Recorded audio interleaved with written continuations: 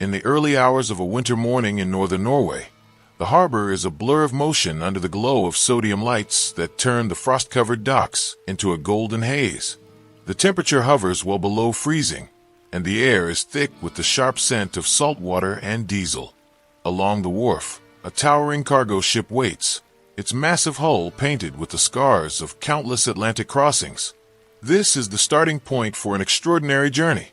60 tons of prize king crab that must travel more than 3,500 miles across open ocean to reach New York City.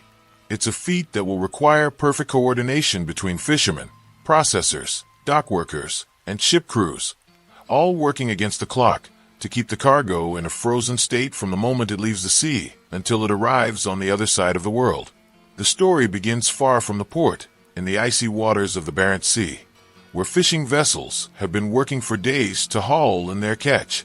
These crabs, with their spiny legs and massive claws, are caught in heavy steel pots that rest on the ocean floor. Each pot is baited and lowered hundreds of feet down, where the crabs are drawn in by the scent of fish. When the crew hauls them back up, the deck becomes a controlled chaos of clanging metal, rushing water, and the scrape of shells against steel. Every crab is quickly measured and inspected. Those too small or damaged are returned to the water to sustain the population. The keepers are moved immediately into processing, because in this trade, freshness is measured in minutes. On board or at dockside facilities, the crabs destined for frozen export are cleaned and arranged in steel racks inside industrial blast freezers. These machines are capable of dropping the crab's core temperature to -18 degrees Celsius in a matter of hours, sealing in their flavor and texture. This rapid freezing is crucial. It prevents ice crystals from forming inside the meat, which can destroy its delicate structure. Once frozen, the crabs are carefully packed in moisture-resistant materials, then loaded into insulated crates that will form the building blocks of the shipment. Each crate is labeled with its catch date, origin, and destination, ensuring that there is no doubt about where it came from or where it is going. As the sun begins to rise, forklifts hum across the icy pavement, moving pallet after pallet toward the waiting ship. These pallets will be loaded into refrigerated shipping containers, each one a self-contained cold storage unit with its own power supply and temperature controls. Before loading, the containers are pre-cooled to match the exact temperature of the frozen crabs, reducing the risk of any thawing during transfer. Dock workers in heavy gloves and insulated suits move quickly but carefully, sealing the containers and checking them against a manifest that lists every crate. Once the containers are loaded onto the ship, they are locked into place in the refrigerated section of the cargo hold, where they will remain under constant surveillance for the duration of the voyage. From the moment the ship leaves the dock, the journey becomes a race against time and the elements. The route will take the vessel out of Norway's coastal waters, across the Norwegian Sea, and into the wide expanse of the North Atlantic. Winter storms are a constant threat here, with gale-force winds and towering waves that can batter even the largest ships. The crew must not only navigate these conditions, but also ensure that the refrigeration systems keep running flawlessly. Engineers walk the length of the cargo hold multiple times a day, checking gauges and listening for the telltale hum of machinery that says the temperature is holding steady. Backup generators are ready to engage at a moment's notice, because if the refrigeration fails, the entire shipment could be lost in hours. While the seas are often rough, the ship is built for endurance. Its reinforced hull and advanced navigation systems allow it to maintain a steady course even in heavy weather. The captain and crew work in shifts around the clock, constantly adjusting for wind, current, and ice. Out here, hundreds of miles from the nearest shore, every decision is critical. A sudden detour to avoid a storm could add days to the voyage, increasing the risk to the cargo. Yet, the cold of the North Atlantic is an ally as much as it is a challenge. It helps keep the containers at their target temperature, supplementing the ship's own refrigeration systems. As the days pass, the crew settles into a rhythm. Meals are served in the mess hall, maintenance checks are completed, and the vessel pushes onward through an endless landscape of gray water and low skies. The cargo remains sealed and untouched, the temperature data streaming in real time to both the ship's control room and the shipping company's headquarters on land. There, logistics managers track the vessel's position, weather forecasts, and arrival estimates, coordinating with port officials in New York to ensure that the unloading process will begin the moment the ship arrives. Every link in this chain is designed to minimize delays, because in the world of frozen seafood, speed is as important as precision. Approaching the eastern seaboard of the United States, the ship enters one of the busiest maritime corridors in the world. Tankers, container ships, fishing boats, and ferries crisscross the waters, each on their own tightly scheduled routes. The crew must navigate carefully, maintaining both safety and punctuality. For the king crab shipment, the final hours at sea are some of the most critical. Customs paperwork has already been filed and approved, health inspections have been pre-cleared, and refrigerated trucks are standing by at the port, engines running.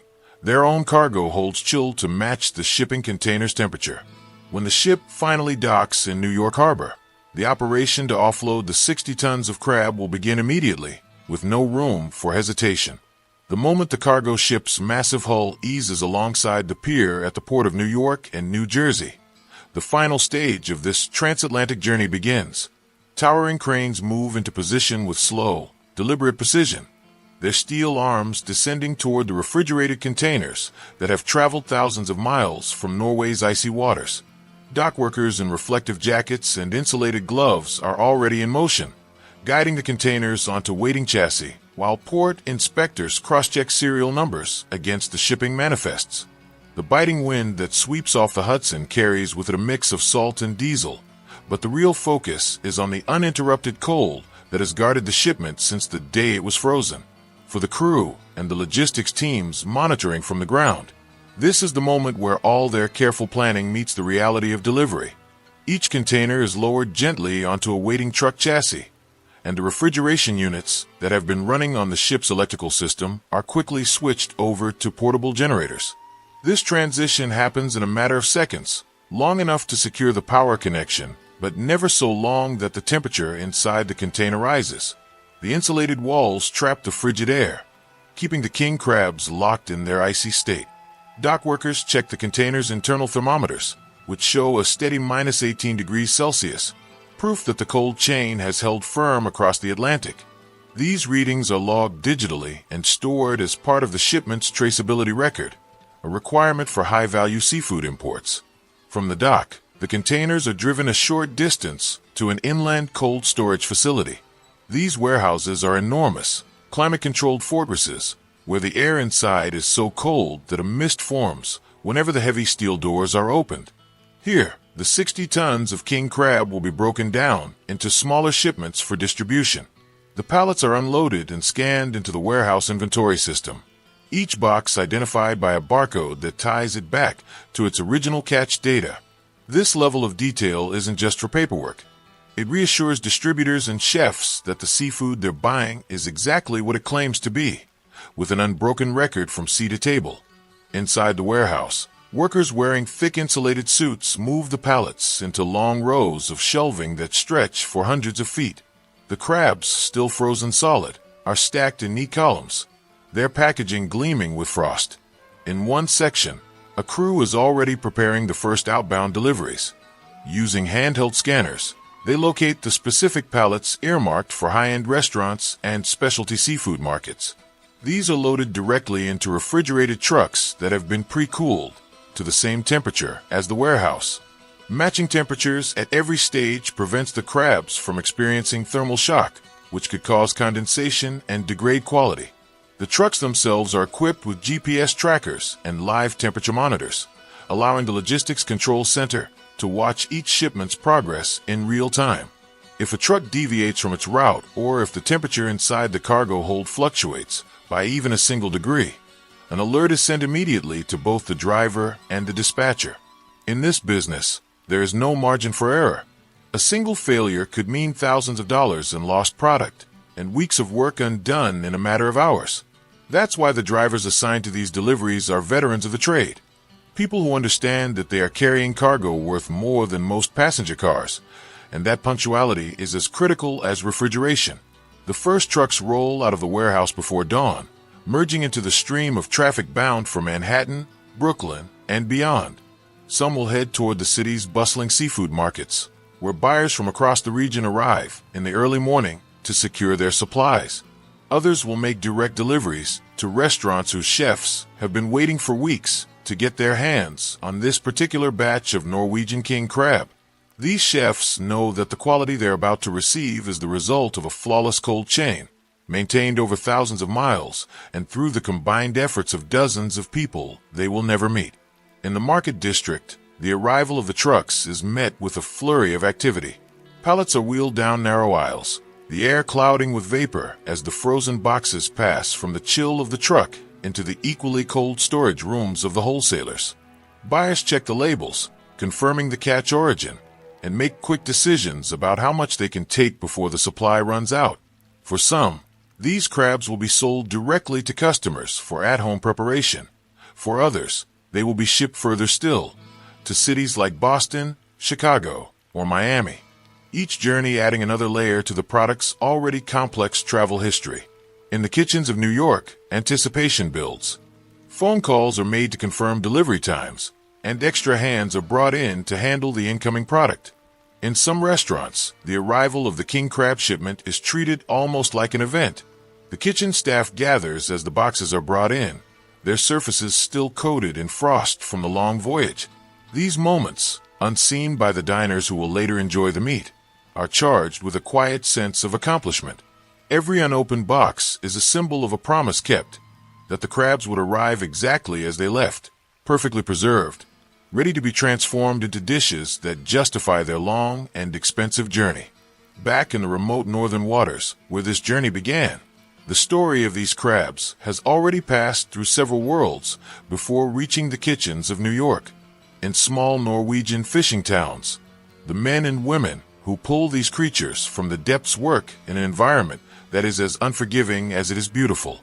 Here, the horizon is often a gray line between sky and sea, the wind biting through layers of insulated gear, and the water so cold it numbs bare skin in seconds. The fishermen rise long before sunrise, preparing their vessels for days at sea, knowing that every trip is a race against time, weather, and quotas. Each voyage begins with the setting of the pots, heavy steel cages baited to lure the crabs from the seafloor. The crew moves with practiced coordination, lowering the gear into the icy black depths where the king crab thrives. Hours later, the first pots are hauled up, the winches groaning under the weight.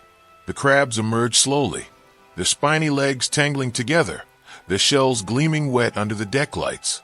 The air fills with the briny scent of seawater as the crew sorts them with quick, practiced movements. Only the crabs that meet strict size and quality requirements are kept. The rest are returned to the ocean alive. This selective process is not only a matter of regulation, but also of sustainability, ensuring that the species can continue to be harvested for generations. The keepers are moved into chilled seawater tanks on deck, where they remain alive until processing can begin. This is where the clock starts ticking. Freshness is everything, and every hour counts. Once the vessel reaches port, the crabs are unloaded into processing facilities that sit right on the waterfront. Inside, the temperature is just above freezing, the floors wet with a constant wash of clean seawater. Workers in waterproof aprons and gloves move swiftly, cleaning and preparing the crabs for freezing. For export shipments like the one bound for New York, the crabs are placed into industrial blast freezers that bring their core temperature down to -18 degrees Celsius in a matter of hours. This rapid freezing locks in the natural sweetness and tender texture that king crab is famous for. When the crabs are fully frozen, they are packed into moisture-proof boxes, each labeled with detailed catch information, date, location, and processing plant code. These boxes are then stacked on pallets, shrink-wrapped, and moved into massive cold storage rooms that hold the cargo until the ship is ready to load. Loading day is a precise and carefully timed operation. The refrigerated containers that will carry the crabs across the Atlantic are brought into the yard and connected to pre-cooling units, ensuring that their internal temperature matches the frozen product before anything is loaded inside. Forklifts ferry the pallets from the cold storage warehouse to the container doors, where workers fit them inside in tight, stable stacks that maximize space while allowing for consistent airflow. Each container is fitted with multiple temperature sensors that transmit data continuously, allowing both the ship's crew and the logistics team on shore to monitor conditions from the moment the doors are sealed. Once loaded onto the cargo ship, the containers are locked into place within the refrigerated section of the hold, secured against the rough, weather that often comes with crossing the North Atlantic. The voyage itself is a blend of routine and constant vigilance. On the bridge, the captain and officers plot the course, adjusting for currents and storms, while below deck, engineers make their rounds to ensure that the refrigeration units are running without interruption. The North Atlantic is known for its unpredictability, towering waves, sudden gales, and icy spray that can coat the decks in minutes. But the ship is built to endure it all. Every member of the crew knows the value of what they're carrying, and every precaution is taken to deliver it in perfect condition. Days later, when the skyline of New York finally appears on the horizon, there's a sense of accomplishment that runs through the crew. They have battled the elements, navigated one of the busiest and most treacherous stretches of water on the planet, and kept their high-value cargo frozen to the exact degree needed. The dockside operation begins almost as soon as the mooring lines are secured, with cranes lifting the containers off the deck and placing them onto waiting truck chassis. From there, the journey shifts to land, but the cold chain remains unbroken. The trucks pull away from the port, their refrigeration units humming, heading toward distribution hubs, where the crabs will be sorted and dispatched to their final destinations.